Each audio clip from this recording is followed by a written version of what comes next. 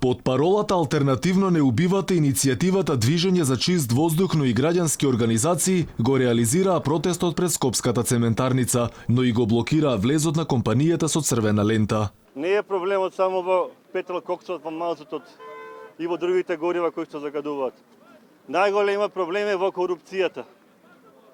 Токму поради таа корупција се случуваат вакви несакани појави. Децата имаат право на чист воздух и право на здрава животна средина.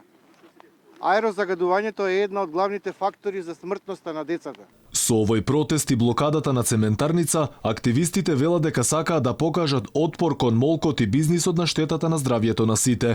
Во знак на револт, граѓаните на првиот човек на цементарница Усје му доделија пехар за трујач на годината. Активистите бараат целосна забрана за каков било отпад. Револтираните граѓани што дојдоа на протестот пред фабриката прашуваат дали е точно дека тука во ноќните часови се гори сомнителен отпад и се креват црнчат и обвинија дека надлежните не преземаат никакви мерки. Дефинитивно мора да го забрани увозот на отпадот, бидејќи ние немаме можности да го преработуваме во енергија тој отпад.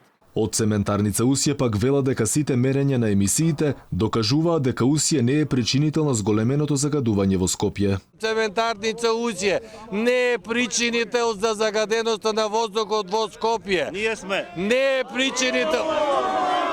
Во меѓувреме иницијативата О2 бара итна седница за забрана за увоз на отпад. Предупредуваа дека имало само уште неколку денови до распуштање на парламентот. Закажувањето на седницата не е во ексклузивна надлежност на председателот на Собранието. Да, тој ги свикува седниците согласно деловникот на Собранието, но може да свика седница и по барање на председателот на Републиката, владата и најмалку 20 пратеници. Инаку протестот пред цементарница почна со едноминутно молчење за сите жртви на загадувањето.